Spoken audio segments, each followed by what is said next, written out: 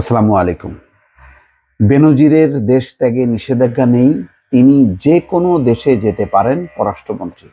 একটা ভাষ্য পাওয়া গেল যখন বেনজিরের দেশ ত্যাগ নিয়ে নানা রকম বক্তব্য হচ্ছে, বলা হচ্ছে যে কিভাবে সম্ভব, এত অভিযোগ থাকার পর যখন নাকি তদন্ত চলমান এবং বিভিন্ন সরকারি সংস্থাগুলো টের পাচ্ছে যে শত শত কোটি টাকার মালিক এবং হিন্দু, খ্রিস্টান মানে তার যে এইসব সম্প্রদায়ের কাছ থেকে জমি কৌশলে জোর করে কেড়ে নেওয়ার যে অভিযোগ, এবং বিভিন্ন এলাকায়, দেশের বিভিন্ন এলাকায় যখন নাকি বিপুল পরিমাণ সম্পত্তির খোঁজ পাওয়া যাচ্ছে, তখন এগুলোর হিসাব সবকিছু বুঝে নেয়ার আগেই কিভাবে তিনি দেশ ছাড়লেন, যেখানে 6 জন তার দুদকে হাজির হবার কথা, 9 জন পরিবারের সদস্যদের হাজির হবার কথা, কিভাবে তিনি চলে গেলেন?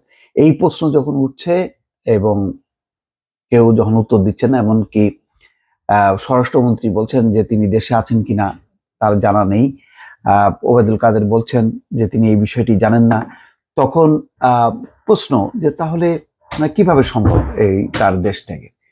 এই প্রশ্নের উত্তর পররাষ্ট্রমন্ত্রী দিলেন, বললেন যে বেনজিরের দেশ ত্যাগে নিষেধাজ্ঞা নেই, তিনি যে কোনো দেশে যেতে পারেন, পররাষ্ট্রমন্ত্রী বলছেন।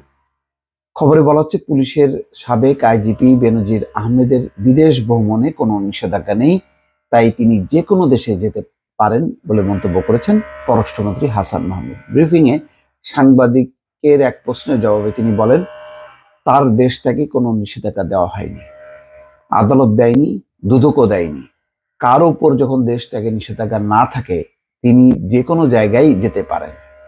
আগামী 6 জুন দুদকে বেনজিরের হাজিরার বিষয়ে মন্ত্রী বলেন, 6 জন তিনি হাজির হচ্ছেন কিনা সেটা দেখার বিষয়, নাকি তিনি সময় নিচ্ছেন।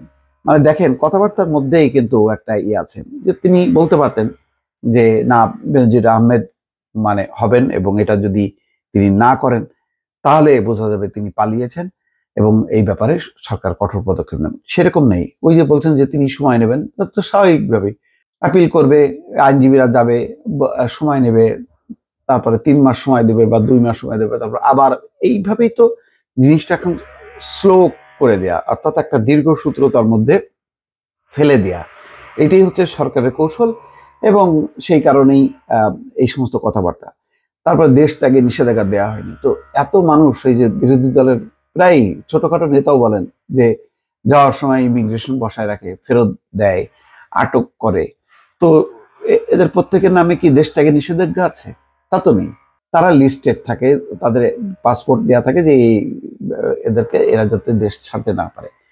তো যেহেতু বেনজির আহমেদ একটা মানে মার্কিন নিষেধাজ্ঞা, এটা বাদ দিয়ে দিলাম, সরকার হয়তো এটা মানতে চায় না, তো কিন্তু যখন নাকি তার ব্যাপারে মামলা হইলো, অনুসন্ধান হইলো এবং বোঝাই যাচ্ছে যে সে শত শত কোটি টাকা লোপাট করছে, দেশে বিনিয়োগ করছে অবৈধভাবে এবং বিদেশেও পাচার করছে, তখন সাথে সাথেই তো এই লোক যাতে দেশ ছাড়তে না পারে এই ব্যাপারে ইনস্ট্রাকশন থাকবে, এটি তো স্বাভাবিক।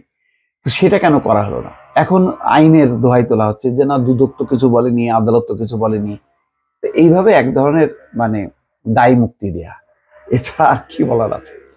দর্শক ভালো থাকবেন, আল্লাহ হাফেজ।